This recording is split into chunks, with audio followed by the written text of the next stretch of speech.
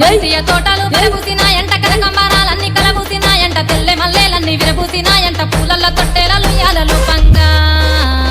నువ్వు రావు అమ్మ రావు తల్లి రావు ఎల్లమ్మ రావు